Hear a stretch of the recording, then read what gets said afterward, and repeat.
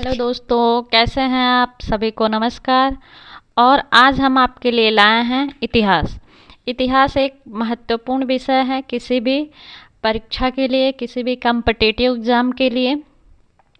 प्रतियोगिता वाली जो परीक्षाएं होती हैं उसमें इतिहास का अपना अलग महत्वपूर्ण स्थान होता है।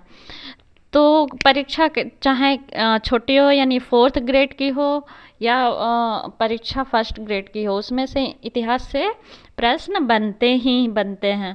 और ये आज हम लोग टॉपिक डिस्कस करेंगे, या आज से हम लोग टॉपिक जो पढ़ेंगे वो है भारतीय राष्ट्रीय आंदोलन। टॉपिक का नाम है भारतीय राष्ट्रीय आंदोलन। तो चलिए हम लोग बिना समय गंवाए शुरू करते हैं। भारतीय राष्ट्रीय आंदोलन। भारतीय राष्ट्रीय आंदोलन को हमने 3 चरण में विभक्त किया है।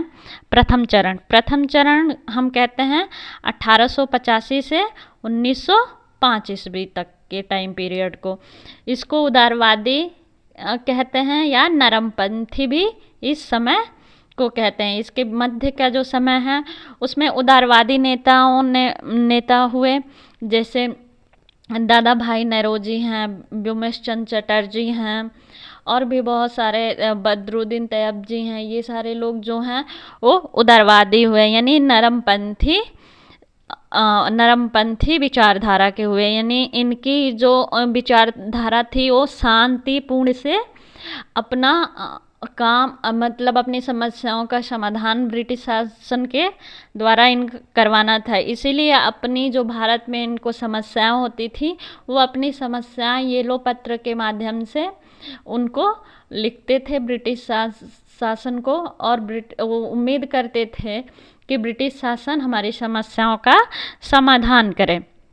चलिए द्वितीय चरण है 1905 से 1920 तक, यानी 1905 से 1920 तक के मध्य के समय को हम लोग क्या कहते हैं?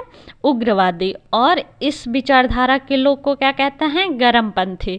उग्रवादी और गर्मपंथी शब्द से ही स्पष्ट होता है कि इस समय सीमा में जितने भी हमारे नेता हुए वो उग्र स्वभाव के हुए। जैसे बाल गंगाधर तिलक हुए, अरविंद घोष जी हुए, और भी बहुत लोग हुए, लाला लाजपत राय हुए, जो उग्र स्वभाव के थे और वो नहीं चाहते थे कि हम ब्रिटिश शासन के आगे झुकें या पत्र लिखकर अपनी समस्याओं का समाधान करें।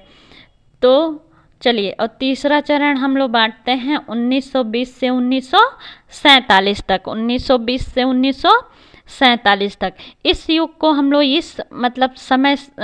इसके मध्य के समय को हम लोग क्या कहेंगे? गांधीवादी, क्योंकि गांधी जी का बहुत महत्वपूर्ण योगदान है भारत की आज़ादी में, यानी भारत को स्वतंत्र कराने में, और इस युग को गांधीवादी युग के नाम से जाना जाता है। चलिए, कांग्रेस की स्थापना से पहले हम लोग थोड़ा उसकी पृष्ठभूमि पे नज़र डालें कि आखिर ऐसा क्या कारण था जिससे कांग्रेस की स्थापना करने की नौबत आई, या क्यों की गई।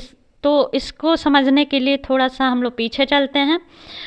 चलिए, 31 दिसंबर 1600 में ईस्ट इंडिया कंपनी की स्थापना हुई। चलिए, 31 दिसंबर 1600 में ईस्ट इंडिया कंपनी की स्थापना होती है, और ब्रिटिश शासक भारत में अपना एंट्री करती है। और ब्रिटिश शासन भारत में ब्रिटिश शासक लोगों का आना जाना प्रारंभ होता है ईस्ट इंडिया कंपनी की स्थापना से। अच्छा, चलिए, ईस्ट इंडिया कंपनी की स्थापना ही नहीं हुई, उनके साथ साथ एलिजाबेथ जो वहाँ की रानी थी, उनको 15 वर्षों तक पूर्वी देशों के साथ मिलकर व्यापार करने का एकाधिकार मिल गया। क्या मिला? 15 वर्षों तक पूर्वी देशों के साथ मिलकर व्यापार करने का एकाधिकार मिला। तो चलिए, अब कंपनी की स्थापना हो ही जाती है, कंपनी भारत में अपना प्रचार करती है। धीरे धीरे वो भारत को जकड़ रही है और भारत के लोग उसमें नौकरी कर रहे हैं। तो उनके साथ तमाम चीज़ें होती हैं जो हम लोग 1857 की क्रांति के समय जब पढ़ेंगे तो उसमें सब ने पढ़ा होगा कि क्या क्या कंपनी करती है, और भारत धीरे धीरे यहाँ से गुलामी की ओर अग्रसर हो जाता है और हम लोग ब्रिटिश सरकार के अधीन हो जाते हैं और हम गुलाम होने की ओर अग्रसर होते हैं और गुलाम हो भी गए हैं। चलिए, इस कंपनी ने 2 युद्ध लड़े। दोनों युद्ध काफ़ी महत्वपूर्ण हैं हमारे लिए भी और ब्रिटिश शासक के लिए भी, ब्रिटिश सरकार के लिए भी। चलिए, पहला युद्ध होता है 23 जून 1757 में। इस युद्ध को हम प्लासी का युद्ध कहते हैं, यानी इस युद्ध को हम प्लासी के युद्ध के नाम से क्या करते हैं, जानते हैं, जो होता है 23 जून 1757। अच्छा, ये युद्ध होता किन के बीच है? बंगाल के नवाब सिराजुद्दौला और ईस्ट इंडिया कंपनी के बीच। ये बंगाल के नवाब जो सिराजुद्दौला होते हैं उनके और ईस्ट इंडिया कंपनी के बीच क्या होता है, युद्ध होता है। इसमें सिराजुद्दौला की हार होती है और कंपनी जीत जाती है। चलिए, ये पहला युद्ध हो गया। अब देखेंगे हम दूसरा युद्ध। दूसरा युद्ध भी बहुत महत्वपूर्ण है और ये सबको पता होगा, बहुत प्रसिद्ध युद्ध भी है, बक्सर का युद्ध 22 अक्टूबर 1764 को। अच्छा, ये किनके बीच हुआ? ये भी कंपनी, ब्रिटिश कंपनी यानी ब्रिटिश ईस्ट इंडिया कंपनी की सेना और बंगाल, अवध और मुगल साम्राज्य के शासकों के मध्य हुआ, और इसमें भी क्या होती है, कंपनी जीत जाती है। दोनों में कंपनी की जीत हो जाती है। और क्या होता है, 1757 यानी प्लासी के युद्ध में जब कंपनी जीतती है तो औपनिवेशिक शासन की शुरुआत हो जाती है। यानी वो हमारे लिए, भारतीयों के लिए, हम भारतीयों के लिए सबसे काला दिन होता है और वहीं से हम औपनिवेशिक शासन की शुरुआत होती है और हम उसके बंधन में बंध जाते हैं। चलिए, अब कांग्रेस की स्थापना देखते हैं। कांग्रेस की स्थापना। कांग्रेस का शाब्दिक अर्थ है संस्था। कांग्रेस का जो अर्थ होता है वो होती है संस्था। अच्छा, संस्थाएं भी बहुत तरीके की होती हैं। कैसी संस्था? ऐसी संस्था जो राजनीतिक नीतियों पर विचार विमर्श करे। कांग्रेस एक ऐसी संस्था है जो राजनीतिक नीतियों पर विचार विमर्श करे। अच्छा, कोई भी हम कम्युनिटी या कुछ भी बनाते हैं तो उसका नाम रखते हैं। तो जैसे ये एक ग्रुप बना था, उसका भी तो कुछ नाम होना चाहिए। एक संस्था बनी थी, उसका भी तो नाम होना चाहिए, तो उसका भी नामकरण किया गया। तो प्रारंभिक नाम क्या था? प्रारंभिक नाम था भारतीय राष्ट्रीय संघ, यानी INU, इंडियन नेशनल यूनियन। प्रारंभिक नाम क्या था? भारतीय राष्ट्रीय संघ, इंडियन नेशनल यूनियन। और फिर बाद में लगा कि नहीं, इसमें कुछ ऐड करते हैं या ये नाम सटीक नहीं है, तो फिर उसका नाम परिवर्तित कर दिया गया और परिवर्तित करके तब रखा गया भारतीय राष्ट्रीय कांग्रेस। यानी एक शब्द में परिवर्तन हुआ, संघ के जगह क्या लगाया गया? कांग्रेस। तो अब क्या होती है, अब उस जो एक संस्था है उसका नाम पहले रखा जाता है भारतीय राष्ट्रीय संघ, INU, यानी इंडियन नेशनल यूनियन। और दूसरी जो संस्था उसका नाम बदल के कुछ समय के बाद उसका नाम परिवर्तित किया जाता है और ये उसका नाम रखा जाता है भारतीय राष्ट्रीय कांग्रेस, यानी INC, इंडियन नेशनल कांग्रेस। चलिए, और नामकरण कौन करता है? तो नामकरण करते हैं, कांग्रेस के नामकरण का श्रेय दादा भाई नौरोजी को जाता है। यानी दादा भाई नौरोजी को क्या कांग्रेस के नामकरण का श्रेय दिया जाता है। अच्छा, ये जानकारी उस समय भारतवासियों को कैसे मिलती है, चाहे हमें भी कैसे मिलती है इतिहास में? तो उस समय तो फ़ोन उन कुछ था ही नहीं, तो उस समय जो सबसे अच्छा हमारा आदान प्रदान, विचार के आदान प्रदान का माध्यम हुआ करता था वो होते थे समाचार पत्र। तो इसकी जानकारी मिलती है एक हिंदू समाचार पत्र के 5 दिसंबर 1885 के अंक में। किस में मिलती है? एक हिंदू समाचार पत्र के 5 दिसंबर 1885 के अंक में। यानी 1885 में 5 दिसंबर को एक हिंदू समाचार पत्रिका जो होती है वो निकलती है, और उसमें लिखा होता है कि जो नाम संस्था का रखा गया था भारतीय राष्ट्रीय संघ, अब उसका नाम परिवर्तित करके रखा गया है भारतीय राष्ट्रीय कांग्रेस। अच्छा, ये हिंदू समाचार पत्र लिखा है तो बहुत लोगों को लगेगा कि इसकी भाषा क्या होगी? हिंदी होगी, लेकिन ऐसा नहीं था। हिंदू एक अंग्रेजी समाचार पत्रिका थी। हिंदू एक अंग्रेजी समाचार क्या थी? पत्रिका थी। चलिए, कांग्रेस की स्थापना किस सन में हुई? 1885 ईस्वी में। 1885 ईस्वी में कांग्रेस एक संस्था है, उसका नाम होता है भारतीय राष्ट्रीय कांग्रेस, और उसकी स्थापना होती है 1885 ईस्वी में। किसने की? A.O. ह्यूम ने। किसने की? A.O. ह्यूम ने, जो रिटायर्ड ICS अधिकारी थे। अच्छा, A.O. ह्यूम नाम पढ़ के ही लगता है कि ये अंग्रेज हैं। अच्छा, बहुत लोगों को लगेगा भाई ये तो अंग्रेज हैं, तो इन्होंने कांग्रेस की स्थापना क्यों की? तो इसके पीछे भी ब्रिटिश जो सरकार है उसकी एक चाल होती है, उसकी एक साजिश होती है, क्योंकि 1885 के पहले बहुत ऐसी घटनाएं होती हैं जिसमें भारत में काफ़ी आक्रोश होता है ब्रिटिश सरकार के प्रति, बहुत असंतोष होता है ब्रिटिश सरकार के प्रति, और ब्रिटिश ईस्ट इंडिया कंपनी के प्रति, क्योंकि वो नए नए नियम लागू करते थे या बहुत प्रताड़ित करते थे भारतीयों को, और एक बहुत सारी समस्याएं उत्पन्न हो गई थी भारत में जिसका समाधान नहीं किया जा रहा था ईस्ट इंडिया कंपनी के द्वारा। तो इसीलिए क्या हुआ कि ब्रिटिश सरकार क्या करे कि उन्होंने देखा कि एक हमारे प्रति आक्रोश उत्पन्न हो रहा है जिससे आंदोलन का माहौल बन रहा है। अगर भारतवासी हमारे खिलाफ आंदोलन करे तो हमारी तो नैया डूब जाएगी। और इसी अपनी नैया को बचाने के लिए उन्होंने एक रणनीति तैयार करी या साजिश करी या चाल करी, जिसके द्वारा वो भारतीयों को शांत कराएं। तो उन्होंने सोचा कि एक मंच की स्थापना करते हैं, एक मंच उनको दे देते हैं कि वो अपनी बातों को आके रखेंगे, और उसके बाद मानना ना मानना वो ईस्ट इंडिया या ब्रिटिश सरकार की वो थी कि हम माने या ना माने।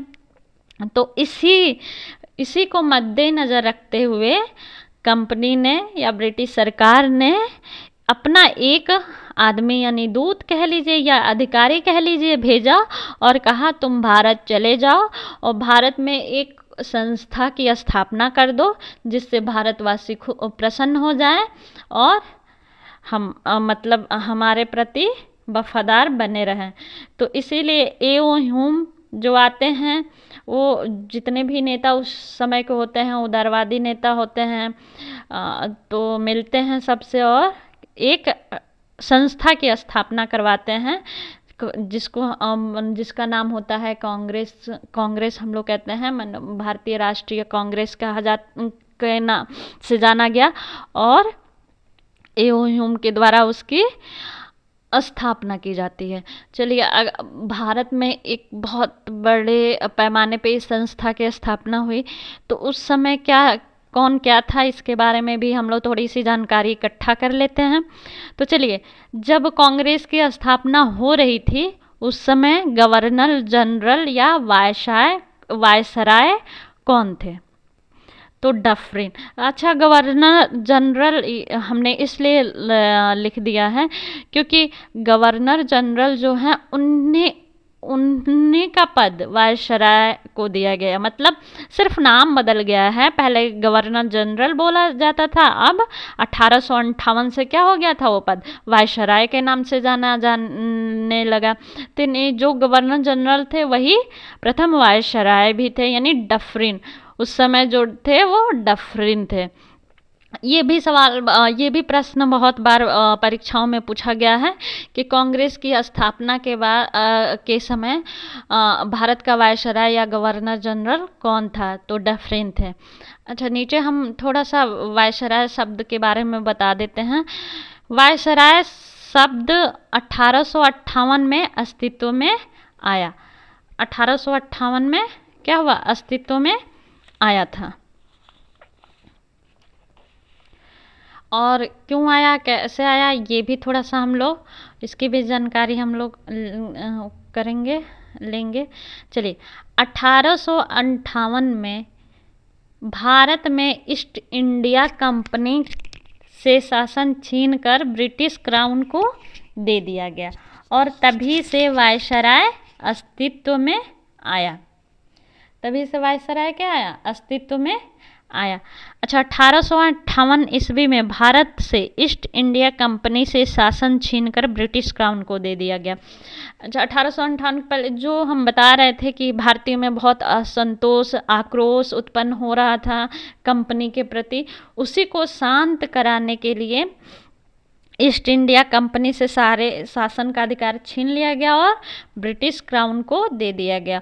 और तभी से गवर्नर जनरल का पोस्ट तो वही था, गवर्नर जनरल का नाम हटा के वायसराय शब्द उसके जगह पे लाया गया। चलिए, क्या बोलते हैं तो देखते हैं। भारत का अंतिम गवर्नर जनरल कौन था? Lord Canning. और भारत का प्रथम वायसराय भी लॉर्ड कैनिंग, क्योंकि पद तो वही है, बस नाम बदल रहा है। गवर्नर जनरल के स्थान पे वायसराय हम लिखने लगे। तो उस समय जो 1858 था, तो उस समय जो जनरल होंगे तो नाम बस बदला था, तो जो गवर्नर जनरल होंगे वही वायसराय हो जाएंगे। तो ये अंतिम जनरल लॉर्ड कैनिंग थे और प्रथम वायसराय कौन थे? लॉर्ड कैनिंग थे।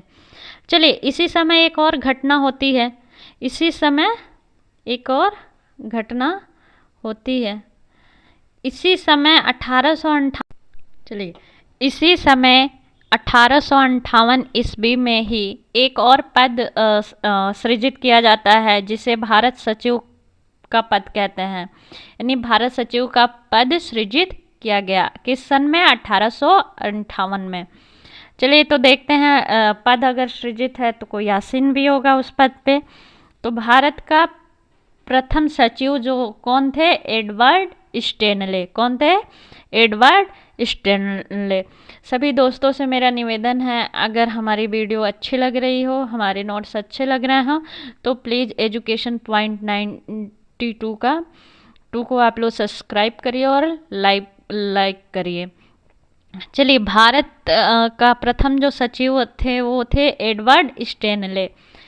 जब कांग्रेस की स्थापना हो रही थी तो उस समय जो इंग्लैंड के प्रधानमंत्री थे वो थे ग्लैडस्टोन, और वो किस पार्टी के थे? उदारवादी या लिबरल पार्टी के थे।